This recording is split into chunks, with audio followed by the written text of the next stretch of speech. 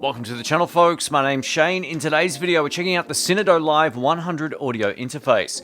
This audio interface is designed for podcasting, live streaming, recording music, karaoke, or scam baiting, thanks to some of its unique and interesting features that I'll cover shortly. There's plenty of effects and options built into this. Some are great and some aren't too functional, and I'll talk about the pros and cons in this video. Would this unit replace something like the Rodecaster Pro? Absolutely not, but the Synido is far cheaper, coming in at $99.50 at the time of filming. As always, you'll be listening to the device the entirety of this video unless otherwise mentioned on screen, so you can get a sense of what it can do and how it sounds. Before we get into it, a huge thank you to Synido for sending this pack out for the review. If you want to check it out, I'll link it down below. I'll timestamp each section of this video down in the description below, so you can skip ahead back and forth if you so choose.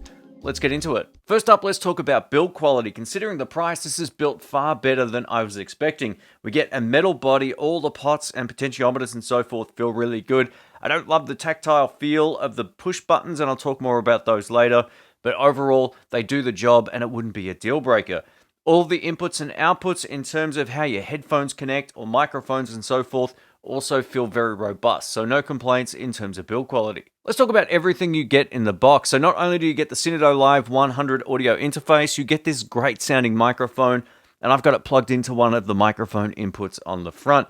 This is how it sounds with no effects added in post. You're listening to it being recorded directly into GarageBand. I am using a third-party windsock on this microphone here, or pop filter, just to stop it from getting any plosives, which are those P and B words that kind of blow air into the mic. But I think this sounds okay. I'm listening to it in my headphones here. You also get this little microphone stand, which I don't recommend using. You'll put this on the desk and it will pick up every single noise about the desk, so I much prefer to use a boom arm. If you're on a budget, I'll link down to a few different boom arms in the description, so you can check them out in your part of the world. You also get a whole bunch of cables that can be used to connect different audio devices to and from this unit. So it comes with everything you need to get started. Up next, I'm going to cover everything you need to know about the Synido when it comes to its inputs and outputs. We get 4 microphone inputs, 2 3.5mm audio inputs on the front. Both of these can power an electric condenser microphone, which is how I'm running the provided microphone right now, just with a standard headphone size cable. Pretty cool. On the back, we get a 6.35mm audio input, which is basically the larger headphone socket size, and we also get a professional XLR input. Now, if you plan on using that XLR adapter with a condenser microphone that requires phantom power like a Rode Broadcaster or Audio Technica, you can absolutely do that by turning the phantom power button on over here. This won't impact those first 3 inputs. It only affects the XLR. Being that the Synido Live 100 can control 4 microphones, you might be asking, how do I control the input gain for each mic? We use this mic volume control over here, and that's it. There's no independent volume for each of the microphones or each of the inputs. There's global controls for everything, which is why I think this is best suited for someone working on their own, maybe a second person, but if you're on your own doing something like this, or live streaming or gaming, whatever the case may be, this will actually do a really great job. But where it struggles is getting a good mix between different microphone and audio sources in. You only get this big master control for all 4 microphones, which, in my opinion, isn't a great move. On the back of the unit, we also get 3 live inputs. These are essentially 3.5mm audio inputs that can be used with anything that supports them. So if you've got an iPad and you want to trigger more sounds than what this actually has built into it, you can get an audio adapter that will work with this particular unit. But again, if you run multiple inputs into these live inputs, you only get one way to change the gain. You can't change them all independently. You'll need to do that externally before it hits the Synido Live. Another great feature is this instrument input. You can control the gain of this thanks to the pot on the top here. Now, this is great if you're a bass player or guitarist and you want to record into something like GarageBand. This will allow you to get that signal and get it louder into the computer. Generally speaking, unless your guitar or bass is active, the output of that instrument is generally pretty low. So this is a higher gain input designed for instruments in particular. So I think that's pretty cool. Let us know what you think of that in the comment section. The last of these options is we get an additional line in over here. We get our headphone out, our line out, so you can run it into a separate audio device. There's also a headphone jack on the front and a headset as well. So it's got you covered depending on your particular setup. I love having the headphone socket on the front. It keeps all of the cables facing towards you as opposed to having them wind around the unit itself. Just looks a little bit more tidy, minus this cable right here. I love the fact that Synido have included a power button. To turn it off, simply push it in. To turn it back on, simply push it in again. It's a push button. To connect it to your computer, you use this USB-C cable that was provided. There's also an additional way of powering it over here. If you're using it just on batteries with your computer, you can at least power the unit and take some of the strain off the internal battery. Let's get over to the fun stuff. I'm going to run you through the entire front panel of this particular unit, starting with what I would consider to be the best feature on it, which is this denoise option. This allows you to remove the background noise in 3 different levels. So I've got it currently set to blue. It's this denoise button over here. When I stop talking, it cuts out everything that would normally be there. So if I hit it again, it's going to go green, and this makes it more of a traditional noise gate. You can hear it just clamp down as soon as I stop talking. Beautiful. Hit it again, it's going to clamp down even more. So if you're in a really noisy environment, the red might be the way to go, but I find this just a little bit too full on for at least my room right here. If I turn it off, you're going to hear a lot more background noise. I got a tumble dryer on in the other room, which I don't want recorded on this. So what I'm going to do is hit it again, back to blue. Beautiful. It eliminates the noise in 3 different increments. So this is a really powerful feature. If you're just getting started, or if you're using a condenser microphone, which inherently picks up a lot of room noise, this makes a lot of sense. Another really handy feature built into the Synido Live 100 is the 2-band EQ. We get a bass and treble control. If I turn the bass control to the right, or at least my right, you're going to hear my voice fill out nicely on the low end. I'm actually going to bring my voice down so I don't clip my audio. As you add EQ, you're also adding volume. So if I turn it the other way, it's going to thin it out a lot more as well. So you can decide what works best for your particular voice. Somewhere around 2 o'clock sounds pretty good. We can also do the same with the treble. If we turn it up, it's going to get a lot brighter. If we turn it down, you're going to shave off the top end. So you can just get any combination of EQ that works for your particular voice and microphone combination. Let's take a look at all of the different reverb options built into the Synido Live. So it's currently set to dry, which is no additional reverb. Let's try KTV here. I'm going to turn up the echo control, which controls the mix of the reverb. You can hear it trail off. I think it sounds pretty good. If you're doing some sort of vocal or instrument recording, that might be handy. Let's go over to pop. Over to pop. All right, so this is a very long trail on this one. I'm just going to turn this down a little bit so it's not as prominent. There you go. Over to Pro. Pro sounds like a very small room or short reverb, at least to my ear. This might be handy as well if you're doing some sort of music recording. Let's go over to Shout. This one hangs around a little bit longer than Pro. And lastly, over to the Dub option, which allows you to get more like a slapback delay or a really short reverb sound. It almost has that bathroom reverb sound. So even with it cranked, it's very minimal. So if we go back to, say, Pro for a minute here, you'll hear just how much bigger this one sounds than the Dub. But both are very usable. It's up to you what you like. I'm just going to turn this down and go back to dry. Back to dry sounds funny now, but it sounds pretty good to my ear. One of the cool things I love about my Rodecaster Pro is the trigger pad. So I can trigger music and sound samples at the touch of a button. And we get that option with the Synido Live. So if I hit this opening button right here, we get this. So we can start our podcast and we can say, hey, welcome. We're all pumped. We're all excited. And we have some opening music getting played. You can stop it just by hitting the button. We can turn that up and down using this BGM volume here, or background music volume. So if we try it again, I can turn it all the way off. I can bring it up slowly and we can have it cranking. Now, the fidelity on this isn't great. It's very low quality, but it's better than nothing. And if you're just getting started, this will do the job. We also get the ability to hit an applause button. So if I ever did anything good,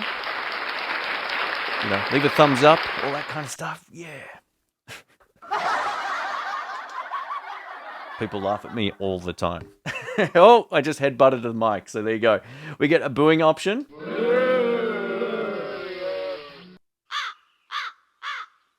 That's more like my sense of humor, the awkward button. It's actually pretty great. And we get cheering as well. So all in all, there's some functional buttons there to get you going. You can also record your very own 3 presets using a microphone or audio input. So you get the ability to do that. But again, the audio quality is not spectacular. It would have been great to be able to connect this to a computer and then just drop sound samples into this or have a USB card slot or whatever. But I really like the fact that we get an opening, and it is what it is. You can, mic up your speaker or something and record something royalty free off YouTube, whatever the case may be, and store it in here. To record, all you need to do is just simply hold down one of these 3 buttons and you can record a short sample. Then you can just simply tap each of those buttons for the playback options. All right, up next, we're going to get over to the voice changing option. We get 6 different voices. So I'm going to talk exactly the same through each of these. At least I'm going to try to anyway. I'm going to keep my voice at this kind of steady sort of pitch right now. So what I'm also going to do is take off my headphones. I noticed when I use the voice changer, there's a few milliseconds lag between what I hear back in my headphones, which makes it really off-putting to talk. So I'm just going to take off my headphones. Now, I've heard all of these already, obviously, so I'll just start selecting each of them. First up is girl. Let us know how this sounds and if it sounds legitimate. We'll go over to boy next. This one brings the octave down. So if you're a female and you want to sound more like a dude, then you can hit the boy option and you'll be good to go. Let's go over to child. Now, this one really brings the pitch of my voice up. I can't listen to this either. It'll make me laugh. The Warcraft option is pretty cool. Have a listen to this. It's really kind of spooky and weird. It might be great for doing some sort of voiceover for, like something to do with horror movies or whatever the case may be. Maybe for the monster. Over to robot. Now, this is another one that makes me laugh when I hear it, but it's crazy. So you get a sense of what this can do. Let's go over to Mars. Mars. So there you go. Now, interestingly enough, to get out of all of this, you need to hit the dry button on the reverb switch. a little bit counterintuitive. I would have just loved to have hit the same button twice to remove the sound. It's not built like that, so the dry button is basically your get back to stock settings button. And lastly, over to the electro option, which is essentially the I can't sing option. You're getting an auto tuner built into the unit. Now, interestingly enough, with music, as the melody changes, you're going through keys and chords a lot of the time. So this won't work. It might work for some sort of isolated recording or maybe karaoke. I'm not too sure. But overall, I don't love this. I'll just show you how to use it anyway in case you want to have some fun with it. But if I hit this electro button, it's going to change the pitch of my voice to C. Again, there's a lag on this, so I need to take my headphones off. But what I'll do, bring it into C. So you probably hear it go all warpy and weird right now. So if I try to hit a C, hey, somewhere around there, we'll see whether or not that actually is, wobbly or whether I hit pitch correctly. But we can go through this and change all the keys. That's D flat, D, E flat, B. We're going to see how this works. And over to F, you can go through all the keys in your own time. But basically, that's how you do that. If you want to get out of it, try option again and you'll be back. It'll be interesting to see just how that sounded in post-production. Another really functional option is this dodge button, and what this allows you to do, say you're gaming, for example, and you've got your audio coming through this, you can hit the dodge button. It will prioritize your voice over the game volume anytime you speak. It will auto duck. I think this is a really cool feature, and if you're a gamer, this might make a whole lot of sense. The Synido Live also has a vocal cut option, so if you're playing music that has a vocal track through it, you can hit the vocal cut and it will try to remove that from the mix. So this is handy if you want to do any type of singing to background music, whatever the case may be. So it has that option available. The switch on this side is our Bluetooth on and off, which allows us to connect up to 3 separate Bluetooth devices to the Synido Live. Once we turn on that switch, we can bring up a list of devices on our phone and connect that way. And now we're over to the Rode Broadcaster microphone, going into the XLR input on the back using a different cable that's not provided with this pack. I've also got the phantom power switch on because this is a condenser microphone and it requires phantom power to work. I've also got the denoise now set to green. I'm going to turn this off for a moment. There's quite a lot of hiss, which has nothing to do with my microphone cable or microphone. It's just inherent of turning on that phantom power switch. Luckily, we have that denoise option. The blue sounds good, but as I stop talking, there's still a little bit of scratchiness there. Green sounds far better. It's a faster sort of noise gate. And for this particular setup, if you have your own microphone, set it to green and you should be in business. I'm going to wrap this video up by talking about the pros and cons of the Synido Live 100.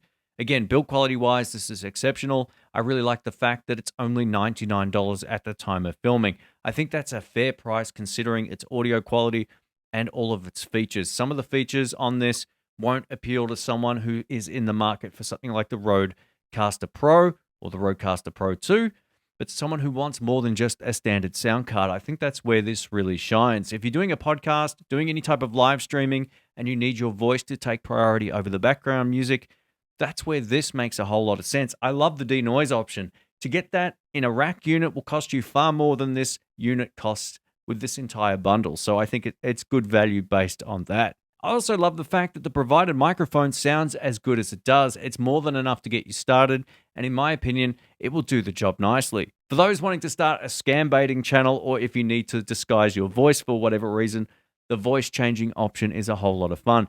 There is a slight lag from when you actually press the button to when the effect kicks in, and then also after you talk to when you hear it back. So I found I had to remove my headphones so I didn't get too confused, but it's one of those things you'll know once you actually get your hands on it. But overall, I think it worked pretty well. The reverbs are extremely functional if you're a musician who just wants to add a little bit of niceness to an acoustic guitar or vocal in real time without having to do that in post. But if you record that way, you can't adjust it later, so just keep that in mind. For those doing a podcast or whatever the case may be, you can add some effects, which are always a welcomed addition. So all in all, this is a really functional unit at the expense of it not sounding great when you trigger those sounds. Let's keep some balance in the review. I'm going to talk about some of the things that might be deal breakers depending on your particular situation. So if you're in a situation where you've got 2 or more people with you in a room, this isn't the device for you. Sure, it can support up to 4 devices, but having one mic volume control is extremely limiting. So I wouldn't use this even if there was a second person in the room. This is best suited for someone on their own.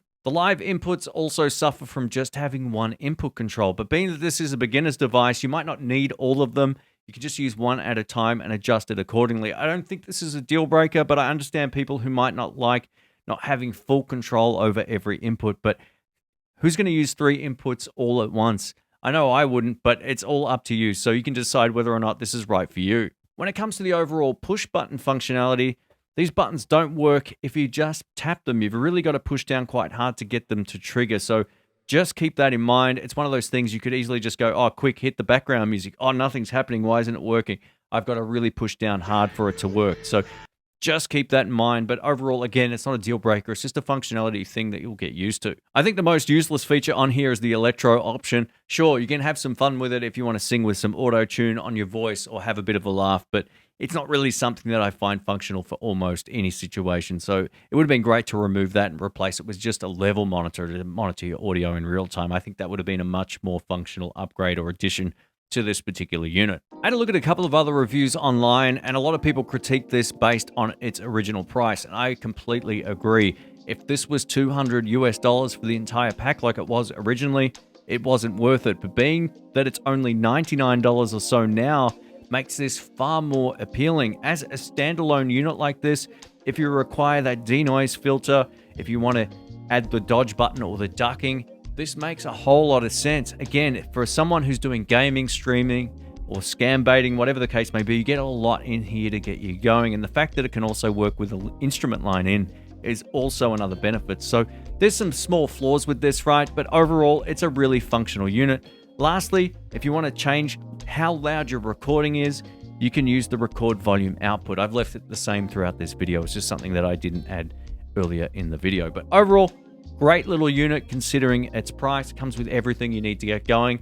I'm not going to try these headphones. I would say get your own. You'll have a much more comfortable and pleasant experience using a better quality set of headphones. Thanks for watching.